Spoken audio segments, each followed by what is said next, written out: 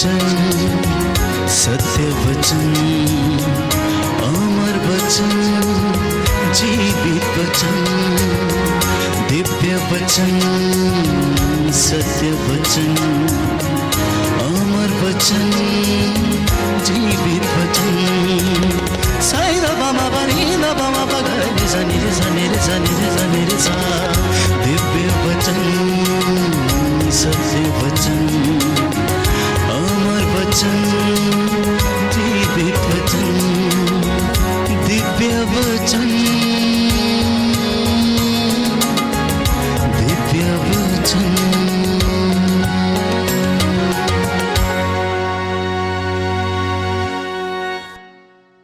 पवित्र शास्त्र हमें बताता है कि प्रभु ये कहता है कि मेरी वाणी हथौड़े के जैसी है, जो चट्टान पर पड़ते ही उसे टुकड़े टुकड़े कर देती हैं। आज की सदी की विडंबना ये है कि लोगों को अपने धर्मशास्त्र का ज्ञान नहीं है। वो प्रभु की बातों को सुनना नहीं चाहते हैं, और यदि सुनते हैं तो उन पर चलना नहीं चाहते हैं, और यदि चलने का प्रयास भी करते हैं तो लोग उन्हें भटका देते हैं और वे भटक जाते हैं। इसलिए प्रभु का वचन हमें बताता है कि स्तोत्रकार कहता है कि तेरी शिक्षा की व्याख्या मुझे क्या प्रदान करती है? जीवन प्रदान करती है, मेरा पथ प्रदर्शन करती है, मेरा पथ आलोकित करती है। इसलिए आज का जो वचन परमेश्वर ने दिया है वो ये है कि प्रभु ने कहा कि मेरे बच्चों से कहो कि ये मेरी इच्छा पर चलना सीखें। तो आज का जो पहला संदेश प्रभु देना चाहता है वो ये है कि विश्वासी प्रभु की इच्छा पर चलना सीखें। विश्वासी प्रभु की इच्छा पर चलना सीखें।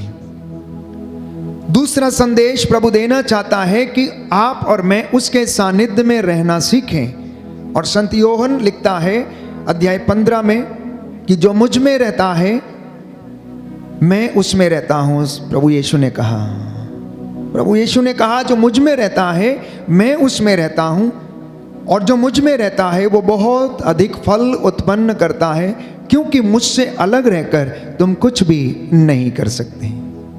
एक विश्वासी के लिए, प्रभु के मार्ग पर चलने वाले व्यक्ति के लिए, एक अनुयायी के लिए प्रभु से जुड़े रहना अनिवार्य है।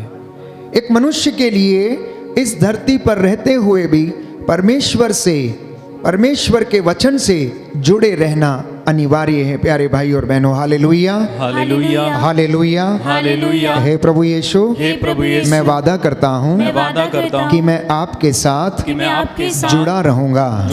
Hallelujah, hallelujah, hallelujah, hallelujah. एक तीसरी मुख्य बात है कि परमेश्वर को हम उतना बड़ा देखें जितना बड़ा वो है। मैं बार बार आप लोगों से यही आग्रह करता हूं, You should see the Lord as big He is।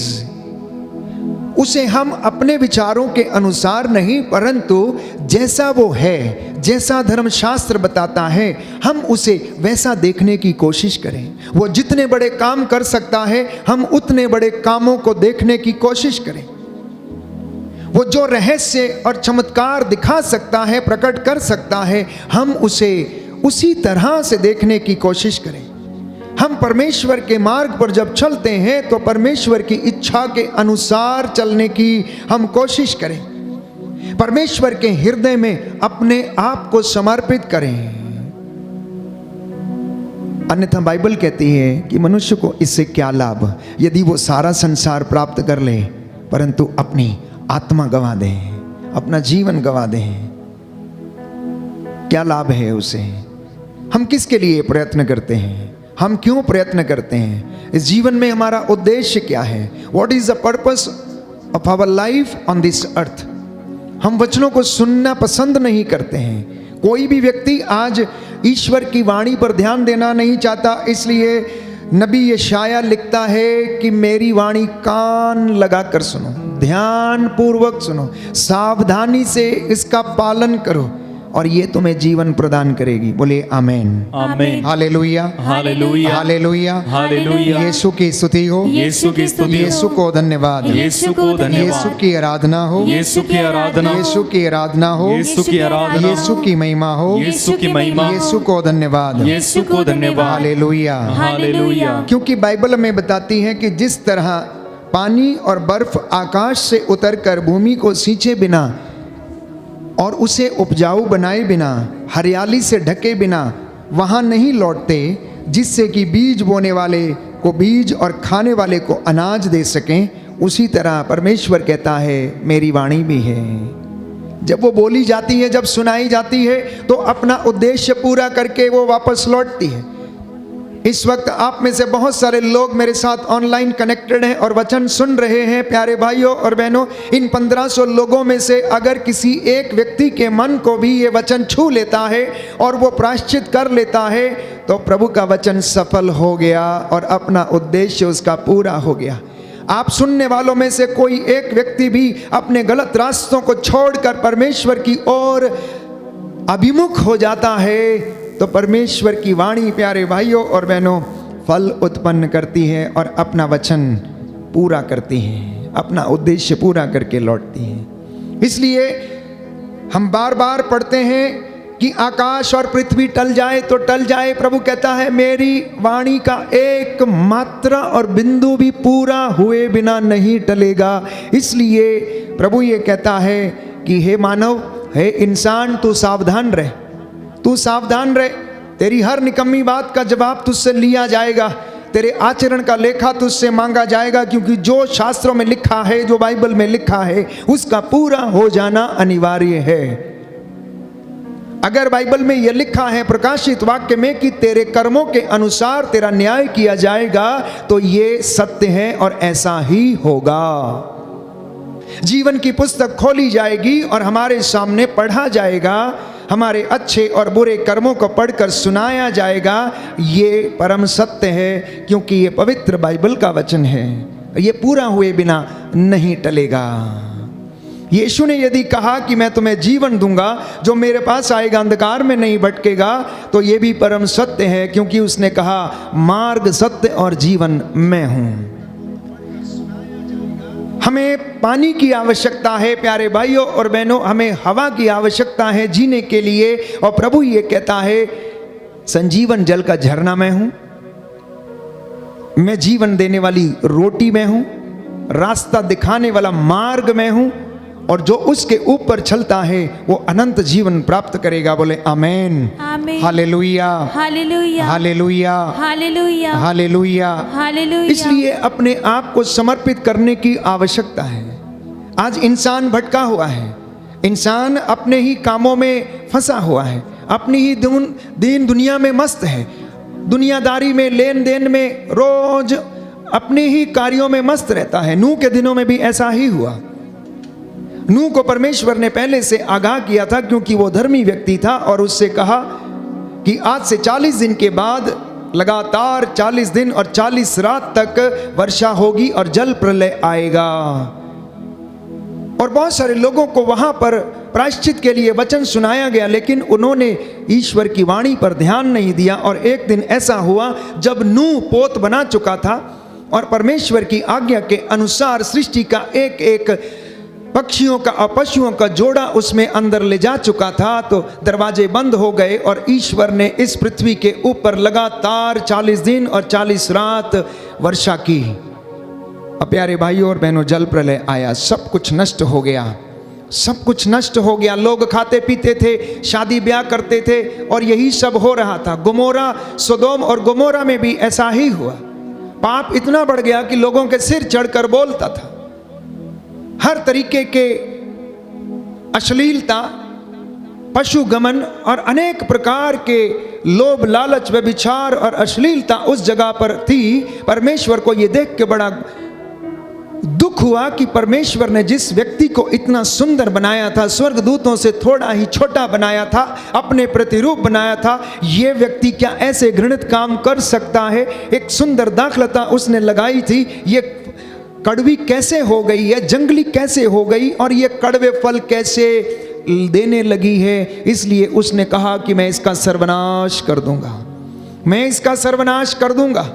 Ibrahim ने कोशिश की उसको बचाने के लिए और उससे परमेश्वर से आग्रह किया कि अगर इस जगह में 10 लोग भी धर्मी पाए जाएंगे तो क्या फिर भी तू इसको नष्ट कर देगा? परमेश्वर ने चुनौती दी कि जा, अगर इस नगर में मुझे 10 लोग भी धर्मी मिलेंगे तो भी मैं इसका सर्वनाश नहीं करूंगा। और बाइबल कहती है कि उस जगह में 10 धर्मी भी नहीं मिले। प्यारे भाई और बहनों, पाप इतना ज़्यादा लोगों के सिर चढ़कर बोलता था, क्योंकि लोग ईश्वर की वाणी को सुनना पसंद नहीं करते थे, उस पर चलना नहीं चाहते थे, हर प्रकार की बुराई में फंसे हुए थे। और परमेश्वर ने सोदोम और गमोरा के ऊपर गंधरस और आग बरसाई और वो तबाह हो गया, वो तबाह हो गया प्यारे भाई और बहन। लेकिन इसके विपरीत निनवे के शहर के लोगों को जब प्रायश्चित का संदेश सुनाया गया, उनसे भी यही कहा गया था कि आज से 40 दिन के बाद निनवे शहर नष्ट कर दिया जाएगा, इसलिए प्रायश्चित करो और परमेश्वर की ओर अभिमुख हो जाओ, अभी भी समय है, लौट कर चले आओ, ये दिन बुरे हैं, पता लगाओ कि कौन सी बातें परमेश्वर को प्रिय हैं। उन्होंने स्वीकार किया, नबी योनस के द्वारा ये वाणी उन्हें सुनाई गई और उन्होंने परमेश्वर की वाणी पर ध्यान दिया। छोटे से लेकर बड़े तक, राजा से लेकर रंक तक, सब ने टाट ओढ़कर राख के ढेर पर बैठकर प्रायश्चित किया, क्योंकि यशायाह नबी का ग्रंथ अध्याय 30 पद संख्या 15 में स्पष्ट करता है, प्रायश्चित और स्वीकृति में तेरा कल्याण है। Your salvation lies in repentance and forgiveness. Your salvation lies in repentance and forgiveness. आपका उद्धार प्यारे भाइयों और बहनों प्रायश्चित में है, आपका उद्धार क्षमा करने में है, क्योंकि यीशु ने कहा यदि तू क्षमा करेगा तो तुझे भी क्षमा किया जाएगा, यदि तू क्षमा करेगा तो तुझे भी क्षमा किया जाएगा, तू यदि दोष नहीं लगाएगा तो तुझ पर भी दोष नहीं लगाया जाएगा, तू अगर देगा तो तुझे भी दिया जाएगा, ऊपर उठी हुई पूरी की पूरी नाप तेरी झोली में डाल दी जाएगी। इसलिए बाइबल कहती है ईमानदारी और वफादारी को अपने गले में क्या कर दो, पट्टा बांध के पहन लो। जैसे कोई व्यक्ति चेन में लॉकेट डाल के पहनता है, उस तरीके से ईमानदारी और वफादारी, विनम्रता और पवित्रता ये अपने से दूर ना करो, क्योंकि इसके अभाव में कोई भी ईश्वर के दर्शन नहीं कर सकता। No one can see the Lord without holiness and repentance.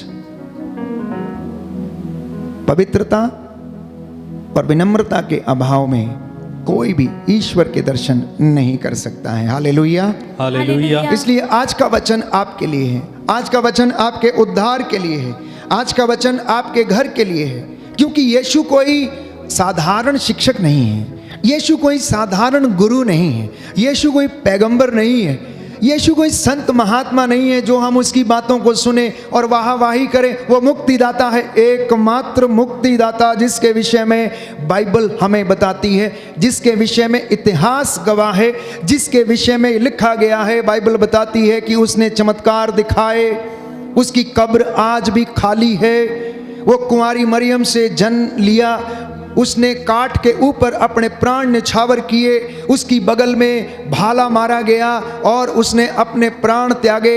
मेरे और आपके गुनाहों के लिए उसने प्रायश्चित किया, क्योंकि यहूदियों की प्रथा में ये धारणा थी कि पशुओं का रक्त की बलि अर्पित करने से पाप हरे जाते हैं। ये पुरानी व्यवस्था में धारणा थी, लेकिन नई व्यवस्था में जब हम देखते हैं कि ईश्वर इमैनुअल बनकर यीशु के रूप में इस दुनिया में आया, तो उसी प्रथा को प्रभु ने सार्थक सिद्ध करते हुए उन प्राणों को न्यौछावर कर दिया, क्योंकि किसी जीवित व्यक्ति के प्राण ही प्यारे भाइयों और बहनों दूसरे को जीवन दे सकते हैं। किसी जीवित व्यक्ति के प्राण ही दूसरों को जीवन दे सकते हैं। किसी जीवित व्यक्ति का लहू ही दूसरों को जीवन दे सकता है, मरे हुए का नहीं। हमारा परमेश्वर मरा हुआ नहीं, हमारा परमेश्वर जीवित परमेश्वर है। बाइबल हमें बताती है कि बकरों और सांडों का रक्त पापों को नहीं हर सकता है, बकरों और सांडों का रक्त पापों को नहीं हर सकता है। ये यहूदियों की धारणा थी, उनकी प्रथा थी। पुरानी व्यवस्था में हम पढ़ते हैं, इसलिए वे लोग याजकों के पास जाकर इस तरीके के बलिदान दिया करते थे। और जब बलि चढ़ाई जाती थी प्यारे भाइयों और बहनों, तो याजक उस मेमने का रक्त लेकर लोगों पर छिड़कता था। अब वो रक्त यीशु मसीह का सारी दुनिया के ऊपर छिड़का गया है, केवल एक व्यक्ति के ऊपर नहीं, केवल मसीहों पर नहीं, लेकिन हर उस व्यक्ति पर जो उस पर ईमान लाएगा, सबके लिए उसका लहू जो है वो बहा दिया गया। बोलिए आमेन, आमीन, hallelujah, hallelujah, hallelujah, hallelujah. Yeshu की स्तुति हो, यीशु की स्तुति यीशु हो, को धन्यवाद, यीशु को यीशु धन्यवाद, की आराधना हो, यीशु की यीशु आराधना की हो, महिमा हो, यीशु की महिमा यीशु हो, को धन्यवाद, यीशु को धन्यवाद, हालेलुया, हालेलुया। इसलिए हम बाइबल में पढ़ते हैं कि प्रभु यीशु ईश्वर का पुत्र है। वो आदि है, अंत है, अल्फा है, ओमेगा है। ईश्वर ने उन्हें धरती के ऊपर, आकाश के नीचे सारा अधिकार प्रदान किया है। फिलिपियों के पत्र अध्याय 2 पद संख्या 8 और उससे आगे हम पढ़ते हैं, सारी सृष्टि उसके अधीन है। उसे जीवन, मृत्यु और भाग्य पर, वर्तमान पर, भूतकाल पर, सृष्टि पर, स्वर्ग पर, पृथ्वी पर, सब कुछ पर अधिकार परमेश्वर ने उसे दिया है। लेकिन फिर भी उसने उसकी बराबरी नहीं की। उन्होंने हमें उदाहरण दिया है। यीशु ने हमें उदाहरण दिया कि जैसा मैंने तुम्हारे साथ किया है वैसा ही तुम एक दूसरे के साथ किया करो, अपने मित्रों के साथ तुम ऐसा ही किया करो। इसलिए ईश्वर को जानिए, ईश्वर को पहचानिए, यीशु को जानिए। जो उसे जानने का प्रयास करते हैं, जिनके जीवन में वो एनकाउंटर करता है, उनका जीवन बदल जाता है। और हमारे प्यारे भाइयों और बहनों,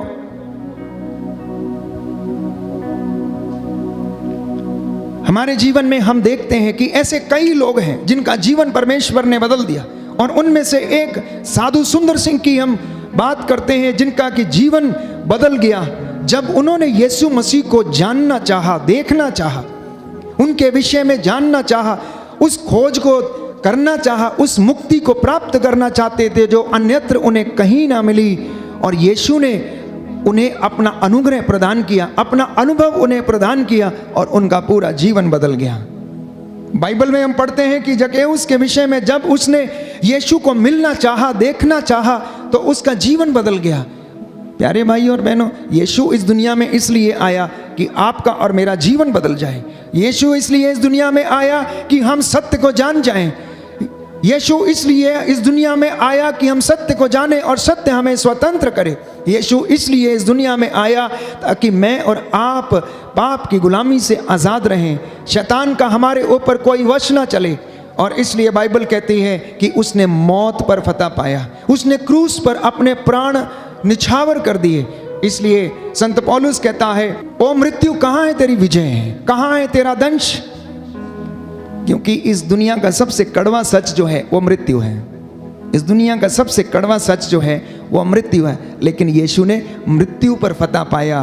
और प्यारे भाइयों और बहनों, जब यीशु ने मृत्यु पर फतह पा लिया तो मृत्यु हार गई। क्योंकि शैतान क्या करता है? मौत देने की कोशिश करता है, मारने की कोशिश करता है, फांसी लगवाने की कोशिश करता है, हराने की कोशिश करता है, वो आपको गिराने की कोशिश करता है, वो आपका सब कुछ बर्बाद करने की कोशिश करता है, वो आपको भटकाने की कोशिश करता है, वो आपको तोड़ने की कोशिश करता है, वो आपके परिवार को बिखेरने की कोशिश करता है, आपके नौजवान बच्चों को आपसे दूर करने की कोशिश करता है। इसके विपरीत यीशु प्यारे भाइयों और बहनों जीवन देता है, यीशु उद्धार देता है, वो चंगाई देता है, लोगों का जीवन बदलता है। जितनों ने उसे ग्रहण किया है उनका जीवन आनंद में है, जितनों ने उसको ग्रहण किया है उनके जीवन में संतुष्टि है, जितनों ने उसमें विश्वास किया है उन्होंने चंगाई प्राप्त की है, जितनों ने उसके वचनों को सुना है उतनों ने प्यारे भाइयों और बहनों वो आत्मा में जीवन बिताते हैं। और जो आत्मा में जीवन बिताते हैं उन्हें किसी बात की कमी नहीं है। इसलिए हम ना केवल किताबी ज्ञान के द्वारा यीशु को समझने का प्रयास करें, परंतु प्रैक्टिकल नॉलेज में भी हम रोजमर्रा की जिंदगी में भी यीशु को अनुभव करने की कोशिश करें। अपने हर छोटे बड़े काम में, चाहे वो बिजनेस हो, चाहे वो अन्यत्र किसी जगह पर भी आप काम करते हो, छोटा काम हो बड़ा काम हो, उस जगह पर हम प्रभु के जैसे काम करने का प्रयास करें, उसके जैसे हम बनने का प्रयास करें, यीशु की कृपा में बढ़ने का प्रयास करें। हर दिन अपने आप को कोशिश करें ये देखने के लिए कि बाइबल हमें बताती है कि हमारा कृपा का स्तर जो है वो बढ़ता जाए, हमारी कृपा का स्तर जो है वो बढ़ता जाए। तो इससे हमें पता लगेगा कि हम परमेश्वर के अनुग्रह में बढ़ रहे हैं। लेकिन अगर हमारे जीवन में ये फल दिखाई नहीं देता है तो वास्तव में हम अनुग्रह में बढ़ नहीं रहे हैं। इसलिए प्यारे भाइयों और बहनों, रोज़मर्रा की ज़िंदगी में यीशु की बातों को अनुभव करने का, उसकी कृपा में बढ़ने का प्रयास करें। Hallelujah, hallelujah. यीशु की स्तुति हो, यीशु की स्तुति यीशु हो, को धन्यवाद, यीशु को धन्यवाद, यीशु की आराधना हो, यीशु की आराधना, यीशु की महिमा हो, यीशु की महिमा, यीशु को धन्यवाद। यीशु को तो सबसे धन्यवाद। पहली बात, प्रभु की वाणी पर ध्यान दें, प्रभु की वाणी पर ध्यान दें। जब हम उसकी वाणी को सुनते हैं तो वो हमें जीवन में आत्मा से भरपूर करती है और हमें जीवन प्रदान करती है। क्योंकि लिखा है यशायाह नबी का ग्रंथ अध्याय 55 पद संख्या 3 में, कान लगाकर सुनो और मेरे पास आओ, मेरी बातों पर ध्यान दो और तुम्हारी आत्मा को जीवन प्राप्त होगा। कहता है मेरी बातों पर ध्यान दो और तुम्हें क्या होगा? जीवन प्राप्त होगा। नीति वचन सूक्ति ग्रंथ अध्याय 4 पद संख्या 20 में लिखा है कि पुत्र मेरी बातों पर ध्यान दो, कान लगाकर मेरी शिक्षा को सुनो, उसे अपनी आंखों से ओझल न होने दो, उसे अपने हृदय में संजोए रखो और वह तुम में नवजीवन का संचार करेगी, वह तुम्हारे शरीर को स्वस्थ रखेगी। बोलिए आमेन, आमेन, हालेलुया, हालेलुया। प्रभु का वचन कहता है, प्रभु का वचन कहता है, पुत्र मेरी बातों पर ध्यान दो, पुत्र मेरी बातों पर ध्यान दो, कान लगाकर मेरी शिक्षा सुनो, कान लगाकर मेरी शिक्षा सुनो, उसे अपनी आंखों से ओझल ना होने दो, उसे अपनी आंखों से ओझल ना होने दो, उसे अपने हृदय में संजोए रखो, उसे अपने हृदय में संजोए रखो, वह तुम में नवजीवन का संचार करेगी, वह तुम में नवजीवन का संचार वह करेगी, तुम्हारे शरीर को स्वस्थ रखेगी। और तुम्हारे शरीर को स्वस्थ रखेगी। Hallelujah, hallelujah, hallelujah. हालेलुया। कितनी अच्छी बात है, कितना सुंदर मंत्र है। जीवन चाहते हैं, कहता है मेरी बातों को सुनो। स्वास्थ्य चाहते हैं, कहता है मेरी बातों को ध्यान से सुनो, उसको अपनी आंखों से ओझल ना होने दो, मेरी शिक्षा पर ध्यान दो, देखो मैं तुम्हें जीवन प्रदान करूंगा। क्यों? क्योंकि मेरी शिक्षा तुम्हें क्या करती है? जीवन प्रदान करती है। तुम्हें उससे आत्मा और जीवन प्राप्त होगा। लेकिन आप अपने आसपास और अपने ही जीवन में झांक कर देखिए कि हम में से कितने लोग उसकी वाणी को सुनते हैं, उस पर चलने की कोशिश करते हैं, उसे समझने का प्रयास करते हैं।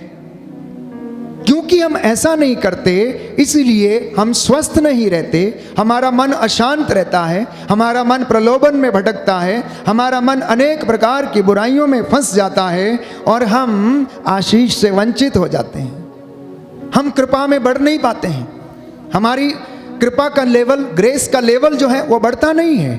हम उम्र में बढ़ते जाते हैं, बाल पकते जाते हैं, लेकिन आशीष का स्तर नहीं बढ़ता है। हम जहाँ के तहाँ ही रहते हैं। बाइबल कहती है वयोवृद्ध वही है जो ईश्वर की शिक्षा पर ध्यान लगाता, उसे अपने हृदय से संजोए रखता है, पूरी श्रद्धा और भक्ति से दृढ़ता पूर्वक उसकी शिक्षा का पालन करता है, वही वयोवृद्ध है, वही उद्धार प्राप्त करेगा। आज लोग ईश्वर की आशीष से वंचित हैं तो सिर्फ इसलिए क्योंकि वो वचन को ग्रहण नहीं करते हैं। इसलिए यीशु ने एक सुंदर दृष्टांत सुनाया। एक बीज बोने वाला बीज बोने निकला। बोते बोते कुछ बीज जो थे अच्छी भूमि पर गिरे और कुछ रास्ते के किनारे कंकड़ वाली भूमि पर गिरे और कुछ झाड़ियों में गिरे। जो इधर उधर रास्ते के किनारे जल्दी से उग आए, सूरज का ताप लगने से जल्दी मुरझा गए क्योंकि उनमें जड़ गहरी नहीं थी। कुछ जो कांटों में गिरे, झाड़ियाँ बड़ी हो गईं और उन्होंने क्या किया, जैसे ही वो बड़े होने लगे ऊपर से दबा दिया। लेकिन कुछ जो अच्छी भूमि पर गिरे थे वो उगे, पौधा बना और उनमें से कोई 60 गुना, कोई 70 गुना और कोई 100 गुना फल लाया। प्यारे भाई और बहनों, हमारा हृदय ये वो भूमि है जिस पर ये बीज बोया जाता है। पथरीली भूमि ये वो भूमि है, कठोरता की भूमि, कठोरता की भूमि, जो वचन सुनते तो हैं लेकिन कठोर हृदय के हैं, इसलिए उस पर चलने का प्रयास नहीं करते, उसे ठुकरा देते हैं। झाड़ियाँ, जंगली झाड़ियाँ, कटीली झाड़ियाँ इस संसार के प्रलोभन है, माया जाल है जो इस वचन को बढ़ने नहीं देता है। लेकिन किसान ने जो बीज बोया था प्यारे भाइयों और बहनों, वो तो अच्छा ही बीज बोया था। किसान जब बीज बोता है तो वो निश्चित करता है कि उसका एक एक दाना अच्छा हो, लेकिन बीज में, हर दाने में अपनी क्षमता है। आप इतने लोग वचन सुन रहे हैं, आपका हृदय अलग अलग क्षमता वाला हृदय है और अलग अलग तरीके से ये क्या करता है, फल उत्पन्न करता है। कोई 60 गुना तो कोई 70 गुना, कोई 100 गुना, सब में अलग अलग फल देने का प्रयास करता है। जो जितनी ज़्यादा मेहनत करता है वो उतना अधिक फल लाता है। प्यारे भाई और बहनों, जो जितना ज़्यादा परमेश्वर के नज़दीक रहता है, जितनी ज़्यादा अच्छी भूमि में रहता है, जितनी ज़्यादा गहराई में रहता है, जितना ज़्यादा विश्वास में रहता है, वो उतना ही ज़्यादा फल उत्पन्न करता है। लेकिन जो माया जाल में फंस जाता है, जो पथरीली भूमि पर यानी कि कठोरता का जीवन व्यतीत करता है, वो बहुत जल्दी निराश हो जाते हैं। इसलिए प्रवक्ता ग्रंथ लिखता, अध्याय 2 पद संख्या 3 में, ईश्वर से लिपटे रहो ताकि अंत में तुम्हारा कल्याण हो। कुछ लोग सोचते हैं अभी कल्याण हो जाए, अभी मिल जाए। प्रवक्ता कहता है तुम ईश्वर से लिपटे रहो ताकि अंत में तुम्हारा कल्याण हो। Hallelujah, hallelujah, hallelujah, hallelujah. Yeshu की स्तुति हो, यीशु की स्तुति हो, यीशु को धन्यवाद, यीशु को धन्यवाद, यीशु की आराधना हो, यीशु की आराधना, यीशु की महिमा हो, यीशु की महिमा, यीशु को धन्यवाद। यीशु को धन्यवाद। Hallelujah, hallelujah, hallelujah, hallelujah, hallelujah. Hallelujah. तो परमेश्वर ये कहता है कि मैं भी उन्हीं लोगों पर कृपा दृष्टि करता हूँ जो विनम्र और पश्चातापी हैं, जो मेरा वचन सुनते उन पर चलते हैं। यशायाह नबी का ग्रंथ अध्याय 66 पद संख्या 2 उसका दूसरा भाग, कि परमेश्वर ऐसे लोगों पर दया करता है जो विनम्र हैं, जो पश्चातापी हैं, फल उत्पन्न करने के लिए प्रयास करते हैं, आत्मत्याग करते हैं, जो उसकी सेवा में रहते हैं, विनम्रता का जीवन जीते हैं, जो अनुयायी बनते हैं। ये परमेश्वर ने अपना वचन, यीशु ने रोज सुबह से लेकर शाम तक वचन सुनाते थे, ऐसे ही बोलते थे, यही शिक्षा देते थे। धन्य हैं वे लोग जो मेल मिलाप करते हैं, धन्य हैं वे लोग जो वचन के भूखे और प्यासे हैं, धन्य हैं वे लोग जो परमेश्वर के दर्शन करना चाहते हैं, धन्य हैं वे लोग जो अपनी रोटी भूखों के साथ बांटते हैं। धन्य ये आज की दुनिया में अपने आप के ऊपर अप्लाई करें प्यारे भाई और बहनों। इसलिए मेल मिलाप कराने का प्रयास करें, ईश्वर को खोजने का प्रयास करें, तो आप परमेश्वर की नज़रों में धन्य माने जाएंगे। क्योंकि उसने कहा, यीशु ने कहा, बाइबल में बताती है कि अगर तुमने छोटे से छोटा काम मेरे भाई किसी भी एक व्यक्ति के लिए, जो कितना भी छोटा क्यों ना हो, उसके लिए किया तो तुमने मेरे लिए किया। एक गिलास ठंडा पानी अगर तुमने मेरे नाम पर इन छोटे व्यक्तियों में से किसी एक को पिला दिया तो ये काम तुमने मेरे लिए किया है। तो प्रियजनों, हमारी आवश्यकता चंगाई नहीं है, याद रखना। हमारी आवश्यकता क्या है? उद्धार है। हमारी आवश्यकता चंगाई नहीं, हमारी आवश्यकता उद्धार है। हमारी आवश्यकता हमारे बिजनेस की उन्नति नहीं, हमारा उद्धार है। कई लोग प्रार्थना करते हैं कि हमारा गल्ला बढ़ता जाए, उस पर आशीष आती जाए, उस पर इतना पैसा आता जाए। अरे भाई, नहीं होगा, नहीं होगा, क्योंकि प्रभु का गणित थोड़ा अलग है। प्रभु का गणित जानते हैं कैसा है? मत्ती का सुसमाचार अध्याय 6 पद संख्या 6, प्रभु का वचन ये कहता है कि तू सबसे पहले ईश्वर और उसके राज्य की धार्मिकता की खोज कर और तब तुम्हें ये मिलेगा। ये परमेश्वर का गणित है। हम उसकी कृपा में बढ़ने का प्रयास करें, क्योंकि हमारी आवश्यकता चंगाई नहीं, हमारी आवश्यकता पैसे की बढ़ोतरी नहीं, हमारी आवश्यकता सांसारिक चीजों की उन्नति नहीं, परंतु हमारी आवश्यकता जो है परमेश्वर के अनुग्रह में बढ़ना, परमेश्वर की धार्मिकता में बढ़ना, परमेश्वर के वचन में बढ़ना। जब हम इसमें बढ़ते हैं तो बाकी की चीजें यूं ही आती जाएंगी, क्योंकि अगर मन चंगा है तो कहते हैं कटौती में गंगा है। अगर मन शांत है तो हड्डियां भी स्वस्थ रहेंगी, अगर मन शांत नहीं है तो हड्डियां स्वस्थ नहीं रहेंगी। और मन शांत नहीं है तो आपको पता नहीं चलेगा कि क्या पहले करना है और क्या बाद में करना है, कौन से कार्य को करना है। आप विचलित रहेंगे। आप में से बहुत सारे लोग अभी बहुत विचलित हैं। कल आपने क्या करना है, किसका उधार लाना है, किसका देना है, किसके इंस्टॉलमेंट्स भरने हैं, कल कहाँ से पैसा जुटाना है, कल कैसे आएगा, क्या होगा। यीशु ने कहा कल की चिंता कल को करने दो, आज की मुसीबत आज के लिए काफ़ी है, तुम वर्तमान की चिंता करो। तुम क्यों चिंता करते हो, मैं तुम्हारे साथ हूँ। कहता है इन चिड़ियों को देखो, क्या 2 पैसे में गौरैया नहीं मिलती? क्या परमेश्वर जिसने इन्हें बनाया खिलाता नहीं है? वो ऐसे भंडारों से खाती हैं जिसमें वो ना तो काटती हैं, ना मेहनत करती हैं और ना ही उसके लिए कोई श्रम करती हैं। फिर भी परमेश्वर की इच्छा के बगैर कोई भी आसमान से नीचे नहीं गिरती है। आप में से कितने लोग हैं जिनको परमेश्वर भरपेट खिलाता है? आप में से कितने लोग हैं आपकी दुकानदारी जो है बहुत अच्छी चलती है, परंतु आपकी सोच जो है वो तो ये है कि मुझे बहुत मिल जाए। जिस दिन बहुत मिल जाएगा उस दिन आप परमेश्वर से दूर चले जाएंगे। इसलिए वो आपको उतना ही देता है जितना कि आपके लिए ज़रूरी है। इसलिए एक सुंदर उदाहरण मैंने आपको दिया था। जब जक्कैउस के विषय में पढ़ते हैं तो जक्कैउस को याद आया कि उसके लिए कितना पर्याप्त है। उसने कहा मैं अपनी संपत्ति का आधा भाग बेचूंगा और गरीबों में बांटूंगा, क्योंकि उसकी मुझे आवश्यकता नहीं है, वो व्यर्थ में मैंने अपने घर में रखा हुआ है। उसके बाद जिसका मैंने लिया है उसको 4 गुना वापस करूंगा। तो अगर उसके पास 100 रुपये थे तो उसने 50 रुपये क्या कर दिया, गरीबों में बांट दिए। उसके बाद उसने 4 गुना लोगों को लौटाया, मतलब 40 रुपये और क्या कर दिए, लोगों को 4 गुना लौटा दिए। अब कितने बचे उसके पास? 10 रुपये, जो उसके लिए पर्याप्त थे, जो उसके सुकून के लिए पर्याप्त थे, जो उसकी शांति के लिए पर्याप्त थे, जिसमें उसे चैन आया। अब वो शांति की नींद सो सकता था। अब उसे रोज पैसे गिनने की आवश्यकता नहीं थी, किसका कितना मूल, कितना कितना ब्याज, किससे कितना लेना है, कितना क्या करना है। रोज रात को उसे लिस्ट बनाने की ज़रूरत नहीं थी। मैं ये नहीं कहता कि प्लान नहीं करना चाहिए, आप योजना बनाएं। बाइबल कहती है सफलता परमेश्वर पर निर्भर है। योजना बनाइए, लेकिन प्रभु के अनुग्रह में रहकर बनाइए।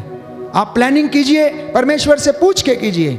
आप अपनी योजनाओं को सार्थक सिद्ध करना चाहते हैं, बशर्ते कि परमेश्वर आपके साथ है और वो वादा करता है अगर तू मेरे साथ रहेगा तो मैं भी तेरे साथ रहूँगा, अगर तू मुझ में रहेगा तो मैं तुझ में रहूँगा। देख मैं तेरे घर के सामने तेरे द्वार पर खड़ा हूँ, खटखटा रहा हूँ, तू द्वार खोलेगा तो मैं तेरे घर में प्रवेश करूँगा। बोलो amen, amen. Hallelujah, hallelujah, hallelujah, hallelujah, hallelujah, hallelujah. तो इसलिए वचन सुनते रहिए और उस पर चलने की कोशिश कीजिए। हमारा जीवन जो है ये एक तपस्या है, हमारा जीवन ये तपस्या है। अनुग्रह कमाना एक दिन का काम नहीं है, इसके लिए तपस्या करनी है। हर दिन अपने आप को ट्रेन करना है। Every day we need to train ourselves to receive the anointing. दूसरी बात, नित्य प्रतिदिन धन्यवाद और प्रायश्चित के निवेदन प्रभु को आप लोग समर्पित करते रहें। और चौथी बात मैंने आपसे कही कि परमेश्वर के अनुग्रह में आप बढ़ें और उसको अनुभव करें। और मैंने आपसे कहा कि परमेश्वर की इच्छा पर आप लोग चलने का पूरा प्रयास करें। 5वीं बात, प्रभु के सानिध्य में रहने की कोशिश करें। 6वीं बात, परमेश्वर को ऐसा देखें जैसा वो है। और 7वीं बात, अपने आप को ईश्वर को समर्पित करें, अपने परिवार को समर्पित करें, क्योंकि हम उसके बिना अधूरे हैं। क्योंकि यीशु ने कहा मुझसे अलग रहकर तुम कुछ भी नहीं कर सकते। 8वीं बात, ईमानदारी और वफादारी को आप अपने गले में पहन लें। 10वीं बात, 9वीं बात, प्यारे भाई और बहनों, प्रभु का घर बनाते जाइए। जैसा वो चाहता है वैसा करते जाइए और आपका घर भी बनता जाएगा। और जैसा आप चाहते हैं आपकी योजना को भी वो पूरा करता जाएगा। आमीन। पवित्र आत्मा ने हमें इस वचन को सुनने और समझने का वरदान दिया है। व्यवहारिक शिक्षा, आध्यात्मिक शिक्षा, वचन में बढ़ने की शिक्षा, परमेश्वर का अनुग्रह प्राप्त करने का ज्ञान प्रभु ने हमें दिया है। आइए हम धन्यवाद करें, प्रभु हमें आशीष प्रदान करें।